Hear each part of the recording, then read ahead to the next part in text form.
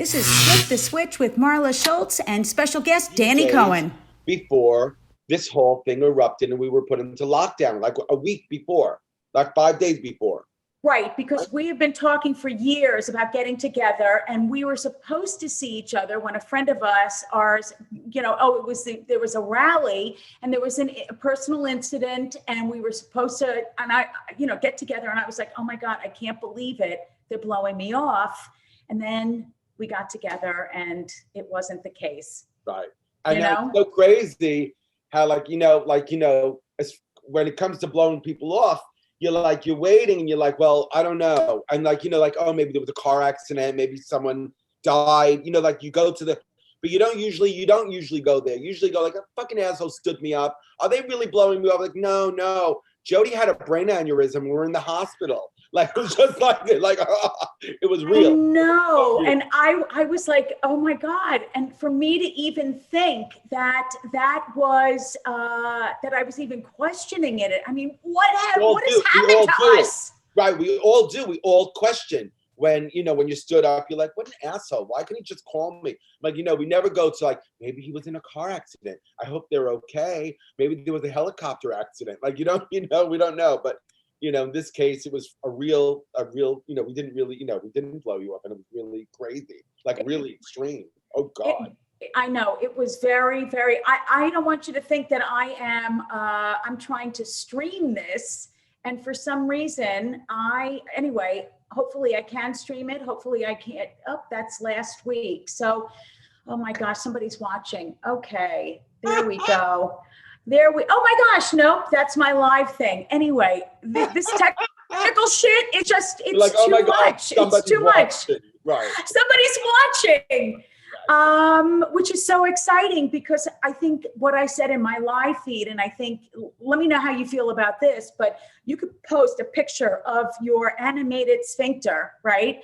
And everybody loves it and everybody comments on it, but God forbid you put out anything creative and your peers, your family, I mean, barely people can't even like it. And I know I shouldn't care. I've had enough therapy, but I care. What about you? I mean, what do you mean you say you care? I care, but then I push myself to just let it go, let all of it go all the time. So yes, I care because I'm a human being, and I care about, the attention, about the love, about all of that stuff. And then I don't really care. I care for 30 seconds, and then I'm like, okay, it's over. 20 seconds, done, finished. But you know what? I ran into you at a Christmas party, and I think I was, we came up, and I'm going to copy and paste, and let's see if I can do this. But I saw you at a Christmas party, and you were just like, Marla, just let it go. And I was like, I can't let it go. I've never been good about letting it go. So what do you do? How do you talk to yourself? I wonder, I question, I don't know. I mean, maybe it's just a disposition thing. Maybe it's something that is in our DNA, everyone has their challenges and everybody is different. So I'm lucky. I feel good that I can let things go. I just allow myself there have been times where I can't let things go. Yes.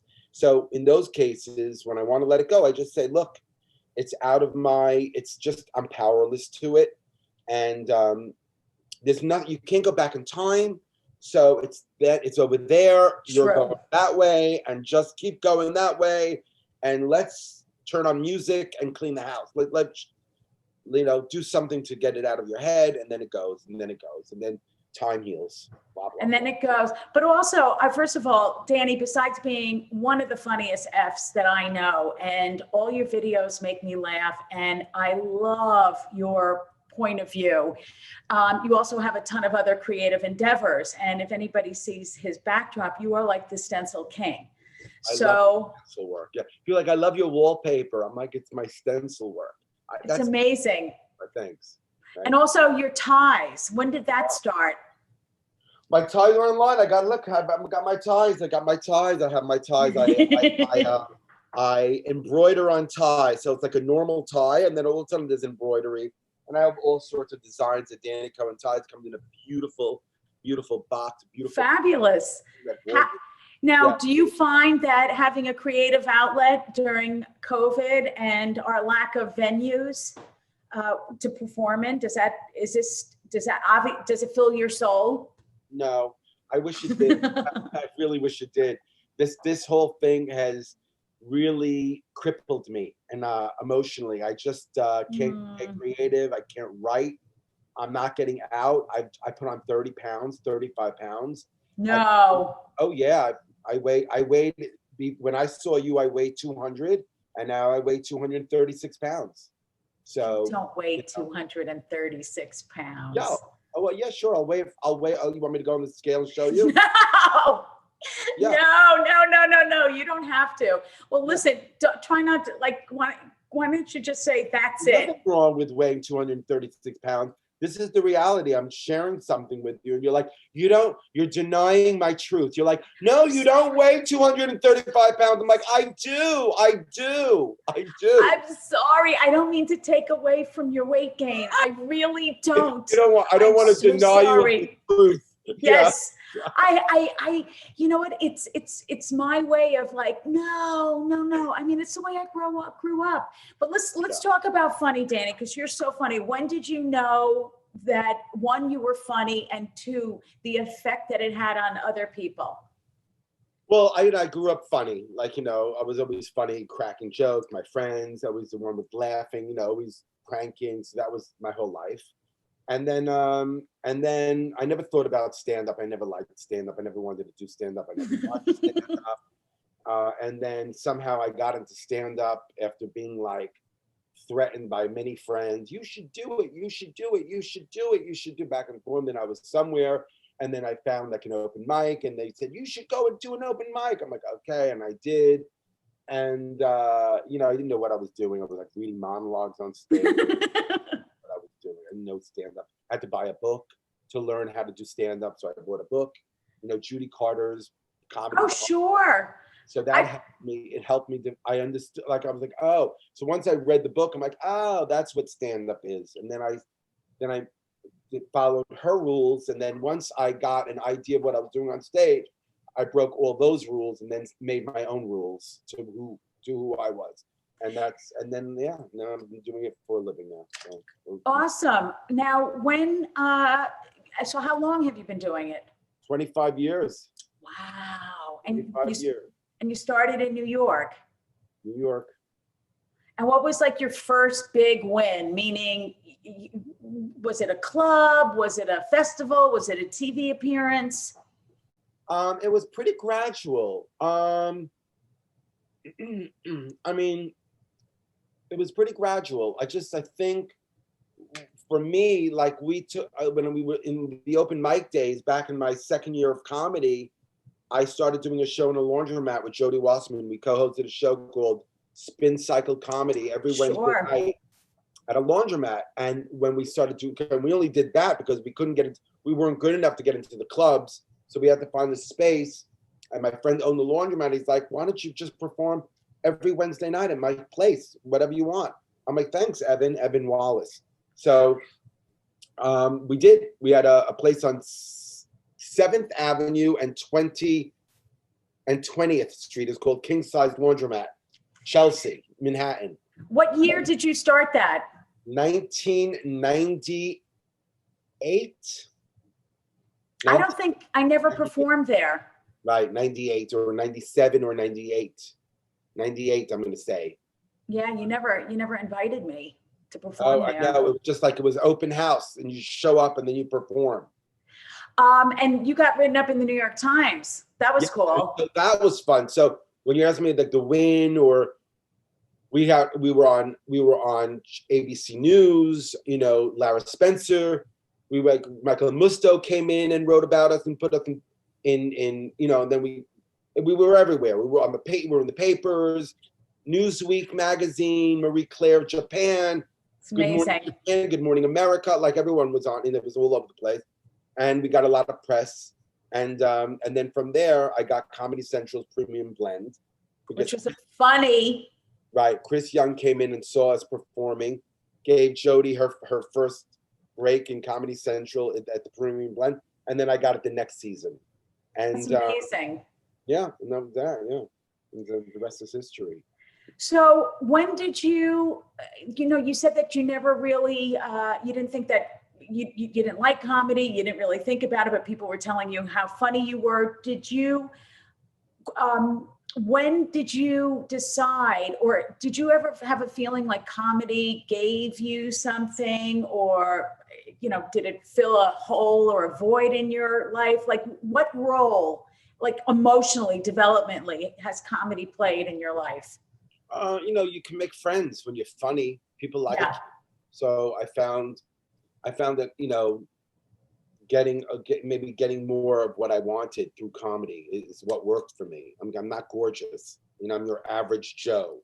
If I was like a model type, you really don't have to, charm. Yes. Right. You just walk into a room and people are like, thank God you're here. Like, who are you? Like, Right. You're gorgeous. We don't know anything about you, but we're so happy that you're in the room with us. It turns out to be something like that. But with, when you're like, your average Joe, you got to really work on. Got to work it. And comedy was one of the things. Plus I was gay. I had to get out of all that gay bashing growing up. So you turn to comedy to make it funny. So people sort of like, oh, he's funny. Let him go, So, I found that, I was bullied as a kid, and I always found that because if you could make them laugh, like it would almost be as if like the invisible shield, if you were Wonder Woman, and it would deflect, punches, verbal or physical, because the minute you can make somebody laugh, it just, flips the switch. You know what I'm saying? Yeah. Little subtle plug. And you also do hilarious videos with the one and only Jessica Curson. And every time one flips up, I am peeing in my pants. Yeah, I haven't seen her. I saw her in the beginning of the pandemic, but I haven't seen her in months. Oh, wow. Yeah, but we used to make a lot of videos together. Yeah. The one with North Korea popped up, and yeah. Hilarious. And you guys, if you really want to laugh, scroll through Danny's video feeds, and he does this video. Oh, it's in Danny Cohen comedy. Right. Yeah. So you also have some issues with Facebook. What's going on with Facebook? I know you've been banned a couple of times or blocked out a few times. Yeah, because I use funny words. You're not allowed to mix words. Now I don't do those words anymore. Now I put like numbers in. So instead of the number I'll use I'll use a 1. And then the people who are in Pakistan that are reading your things and saying, he crossed boundaries and let's put him in jail. So now they don't understand what that word is because there's a 1 in it. So it doesn't register. So all my curse words are with numbers. Oh, so curse words. That's what I was trying to get at. Curse words. Curse words. I got banned because of curse words. Yeah, like normal, like nothing crazy, But they don't like that. Yeah. So do you feel that that all the social media giants are social what do you call it? Oh my God, what's the word? Big brother. Kind of big brothery, but there's another word. A brain fart just hit me. Big brother. Let's just stick on the big brother. Are they watching you and censoring? That's what it was. Right. Yeah, I guess so. Who cares? I don't mean. I'm nobody. Who am I? You're going to censor me, and what are you going to do? Like, what's going to happen? So what's happening in? Maybe if I was a millionaire, multi-millionaire, maybe if I was famous, I would be a little more worried. So that would change the little game that I have going. But for now, what are they going to do to me? Like, I'm just a little guy with censoring. Who cares? I have friends who are they're not really that successful, and they're so worried about censoring. I'm like, what are you worried about? What, they're going to come to lo mein from you when you're at the Chinese restaurant? What's happening? What's going to happen? Okay, that video, that's a really nice jumping off point, but the video with the broccoli that was really funny. What video with the broccoli? Something about my mother's an immigrant. Oh, yeah. I was like, what are you talking about? I love broccoli. Growing up, I hated broccoli. Really, it was not really about broccoli, you should know. I never had a problem with broccoli. It was about fish. But I wanted to make the video really quick, so I used broccoli because it's more accessible. Everybody knows kids, they don't like broccoli. It's an easy one. But really, it was fish. I hated fish, and my mother would make me fish. And she would like, you have to eat your fish. I'm like, Yes, I don't want to yes. eat fish. I hate fish. She goes, you have to eat the fish. That's what's for dinner tonight. Eat the fish. I'm like, I'm not eating the fish. She goes, you're not getting anything else. It's either the fish or nothing. I'm like, listen, lady, you're an immigrant. Go back to your country. And this is how I dealt with all my family members. I'm the only non-immigrant. My parents are from Egypt. My sister and my brother are born in France, and I have another brother born in Ethiopia, and I'm born in Brooklyn. So I was the only non-immigrant. So whenever they bothered me, I'm like, you're an immigrant, go back to your country. So my whole life, I grew up screaming at immigrants to go back to their country. Now all this immigration, no. I'm like, who cares? My whole family went back to their country. I'm the only one here. My sister, my brothers, my mother, they all live in Israel. They left. They're not in America anymore. They came here, gave birth to me, and then left. I'm Why did they all leave? Zionists. Oh. They're hardcore, beautiful Zionists. Oh, yes. They Everybody, love Israel. they love Israel. Israel is phenomenal. And Yeah. I just want to give a shout out to Israel because, Whoop, whoop. yeah, it's really an amazing country because you go there and you see Arabs and Jews living together. It's not an apartheid state. All the signs are in English and Arabic and Hebrew. The Israelis, now correct me if I'm wrong, when I was there, it was this, I was there in my 20s, and then you and I and my husband, we all hung out and it was a blast. Yeah. But I found that, from what I read, that the Jews maintain the mosques, even though they can't go in. But then when you cross over, all the holy sites, Tomb of Rachel, I think Jesus's birthplace, anything Christian related or Jewish related, they've been desecrated. So, do you think, why don't you just tell the world? Because I think Israel has the worst PR.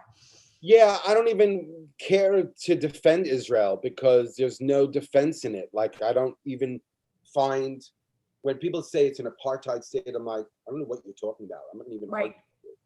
Right. It's like me calling, Danny, you're a thief. You always shoplift. I'm like, I don't know, prove that. I don't know what you're talking. You can't just throw, Sure. people you can't just label people just for the sake for fun.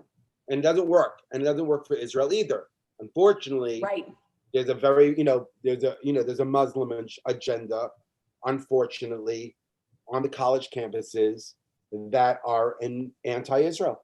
You have Right. BDS, you have JSP, I think Justice Students of Palestine, JSP, BDS, CARE, all these, pretty much, I'm gonna go as far as to call them terrorist groups.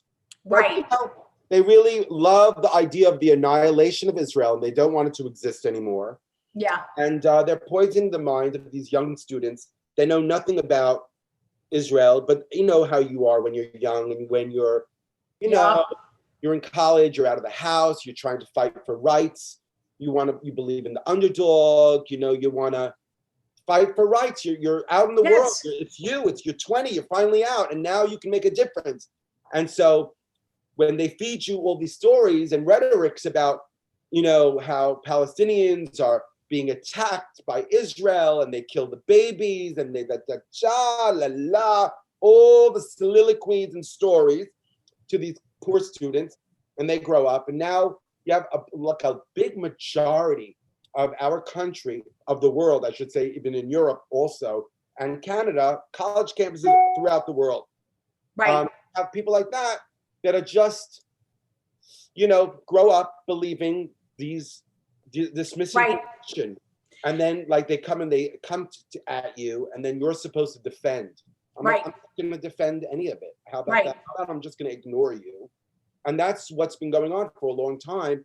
And so when you say, right, which is true, that Israel has such a bad PR, and it's true, they do have bad PR because they've been ignoring it because they're like, there's no reason to make a case out of this when it's absolute lies. It's just blatant lies. So I'm not gonna feed into you and try to let you know that I agree with you. I've gotten into conversations about BDS, and for those of you who don't know, it's boycott, divest, and sanction, and all of Israel.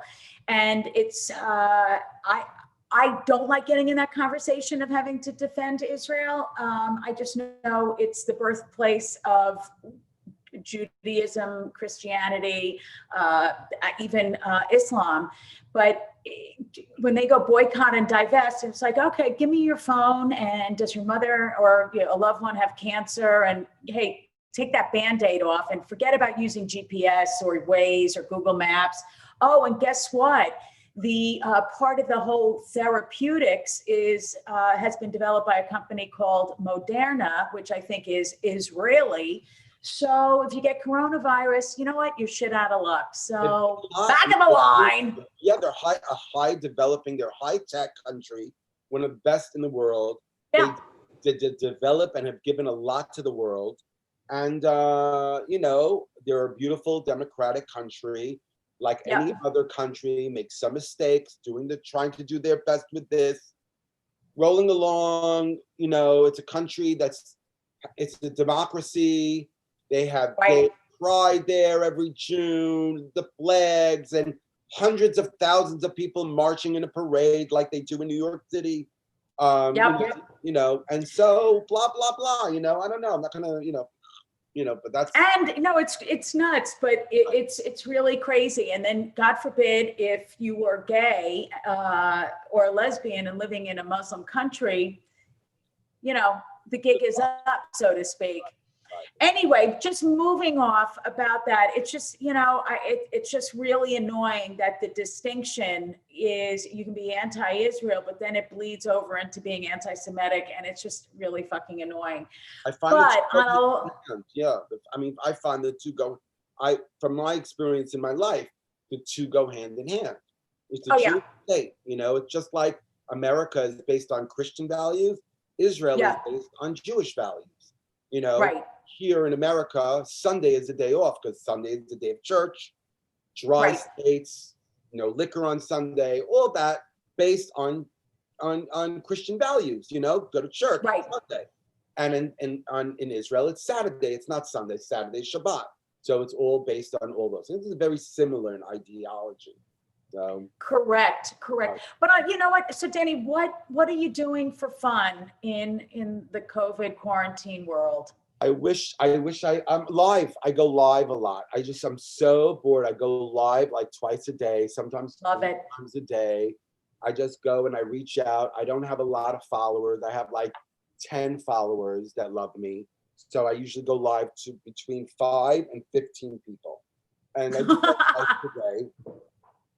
And we talk, and it's fun. I thought, it's, I don't know. I always see that you have tons of likes and followers. I mean, your videos really make me laugh. And I go to comedy.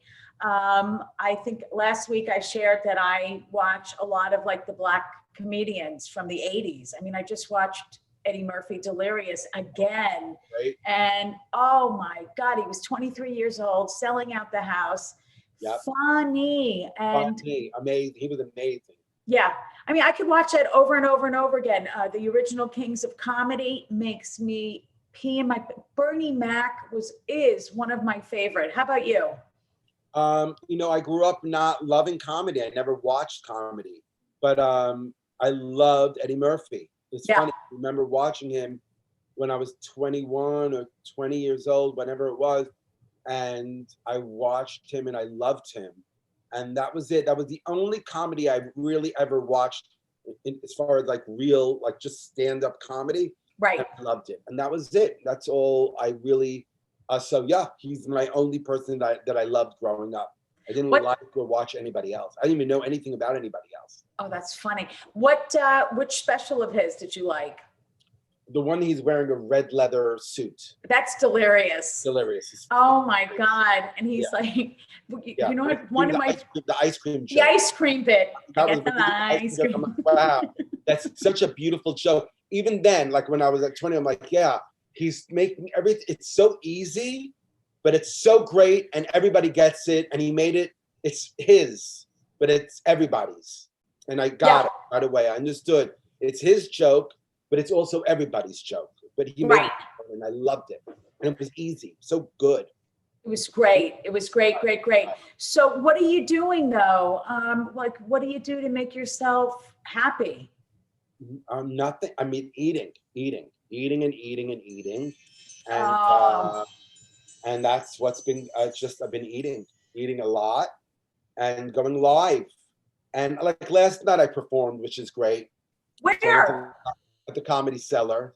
So I went there to hang out, and they have this. You just show up.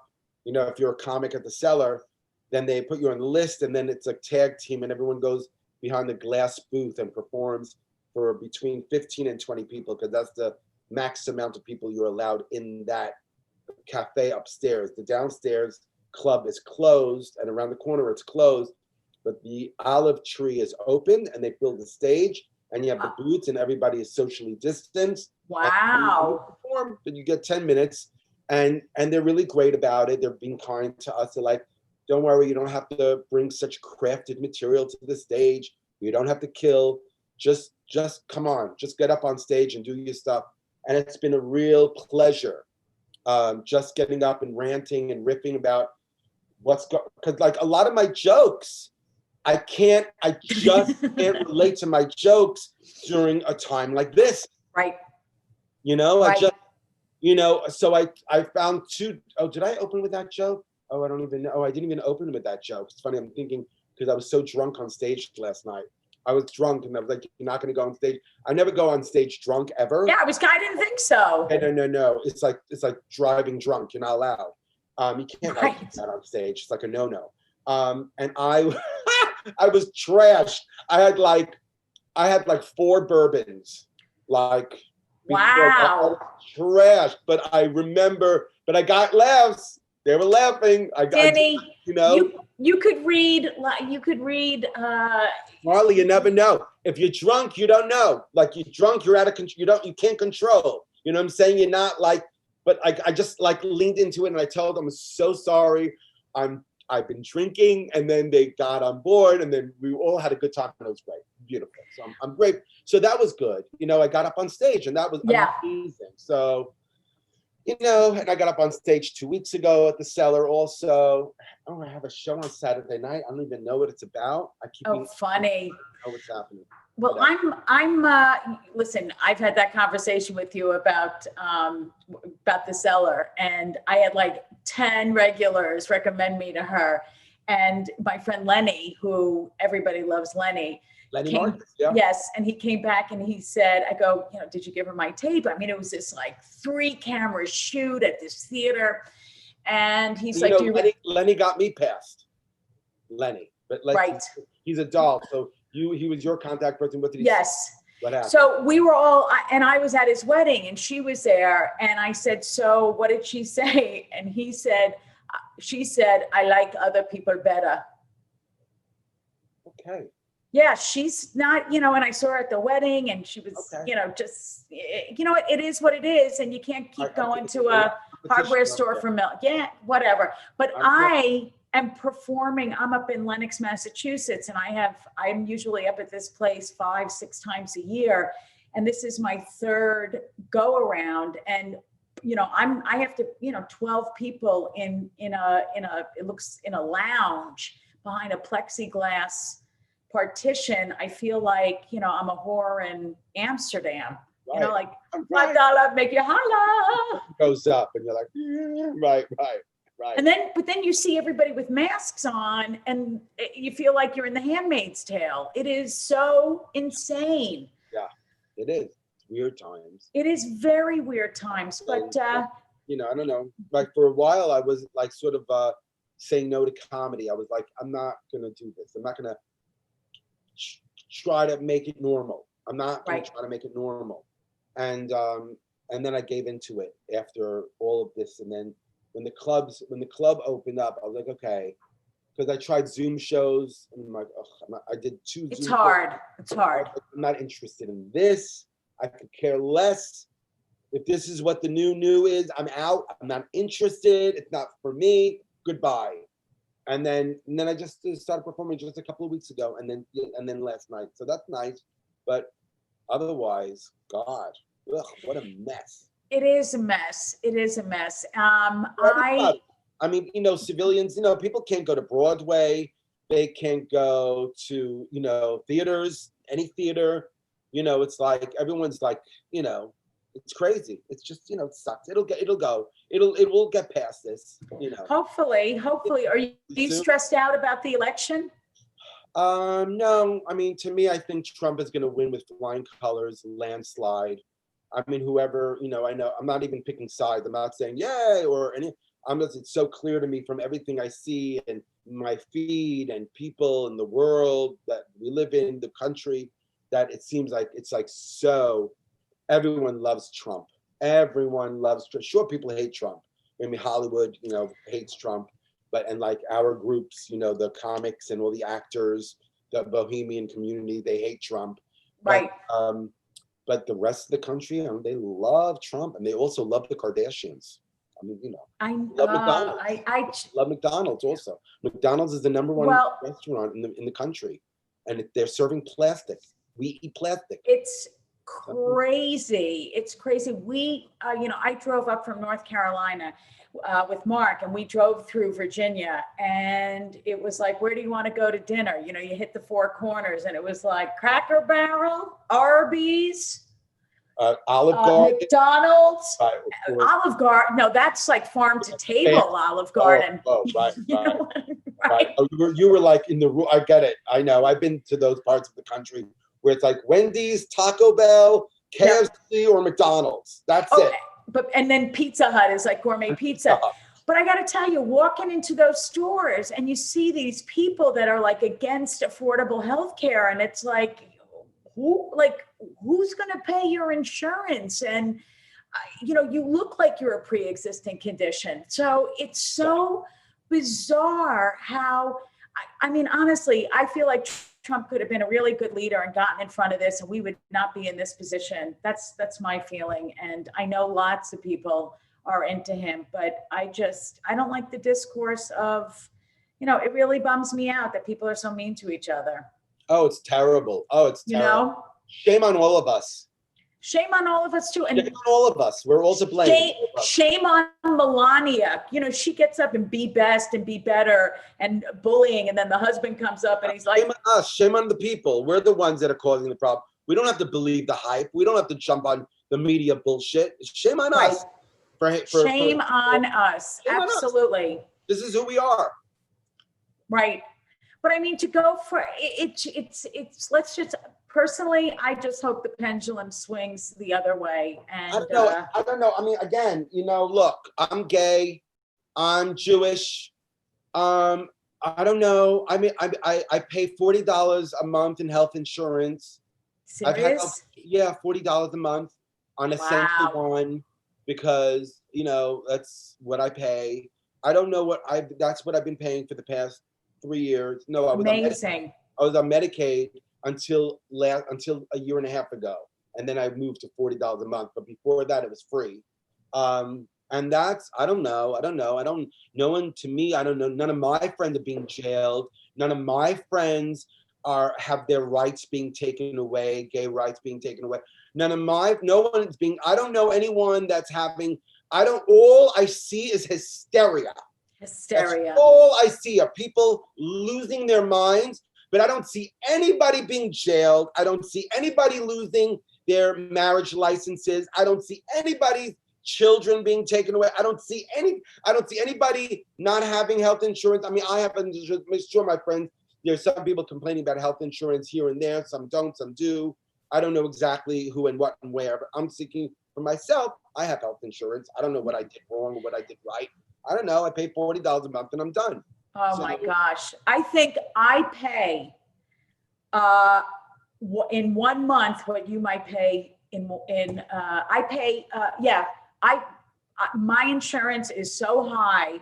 What you pay in a year is 1 month, my 1 month premium. Right. Oh, wow. So you have like a private thing, right? It's like, Yeah, because, I had a cancer scare and I don't want them saying you have to go to like Memorial Known in, Hauppauge, Long Island. right, Just because of, it's in the family and, when you're faced with a possible cancer diagnosis, it's like, it's really scary. I've been lucky, that you get a lot of choices, between United Healthcare and Fidelis and a few other, so you can pick and you can find really great doctors. I'm really happy with my regular doctor. And It's amazing. But that could be taken away. That's what's so scary. That's what can be taken away. It has to be taken away so far. So far. Again, but we don't know. We don't know what. So it's hysteria. To me, it's hysteria, because if we don't know, why is everyone losing their mind? Everything's fine. I don't understand. Right. So Danny, off the healthcare thing, we should take this, we should offload this and take this offline. What advice would you give a newbie? Oh my God, a newbie that wants to do stand-up comedy? Yes, but not in a COVID world. Not in a COVID world? Yeah. I would just say, go out and just do what you want to do. Okay. But do you think, this is a question I also wanted to ask. There are no rules. We started in the 90s, and I think, honestly, I feel that the 90s and the people that we came up with, I love the camaraderie, and it was just such an easy time. It was pure. It was a pure time. It's not pure anymore because there's social media and a million different platforms. So it's not that pure. It's complex. It's convoluted. There's a lot. You can become a stand-up comic.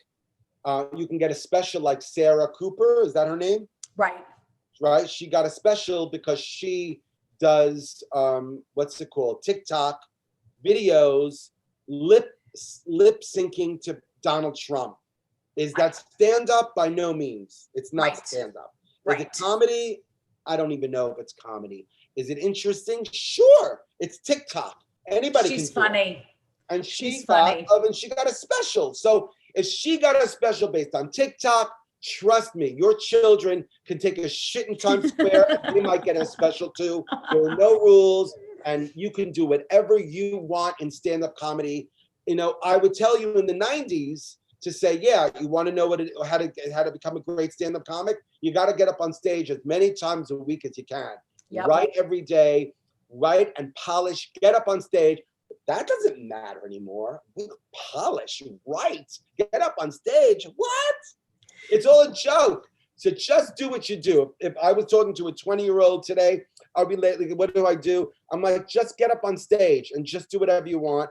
And you know what to do the rest, the social media, whatever your world is doing now, because you're 20. And so it's a whole different thing, the TikTok. And then there's another thing that we don't know that's not TikTok that's coming up. Like next year, it's going to be the hottest thing. If you're 20, you know all those things. So just do that and you'll figure it out or you won't. And that's it. That's it. And the thing is, it's like you could have a YouTube channel and want to taste different varieties of cottage cheese. And all of a sudden you're making millions of dollars. It's crazy. It's absolutely crazy. It's destiny. It's your journey. Right. You can't compare yourself to anybody else. There are no rules. There are no books to read. You can be inspired maybe. At the most, you can be inspired and then just say, oh, wow, I want to do that too. Why? I just love cottage cheese. Exactly. And then, but when we started, it was, you had a craft and it seems like, and really no subject was really off limits, but there's so many parameters and restrictions now, because I was doing cruises for a while and they said, you can't talk about fat people, you can't talk about politics, and you can't talk about religion. I work with some amazing comedians that truly talked me off the ledge, because the minute that boat pulled away, I started having serious panic attacks. And you know, you're getting judged. It's just, and then you get in your head. I was just a basket case. But anyway, I feel like there's fired. I would have been fired, I think, even before I got up on stage. I probably would get fired pre-performing. Hey, listen, Danny, we are at the 30-minute mark, and Woo! that's the magical sweet spot. I love you, and I can't believe I had to invite you on my show to see you. I miss you and I love you. This went by so quick, which Yes, it says a lot about the show. So thanks for having me on. You're more than welcome. And what would you suggest that people tune into 4:00 Eastern every Tuesday? Flip the switch With Marla Schultz. I love you, Danny. Mwah. Bye. I will talk to you soon. And thanks again. Bye, everybody.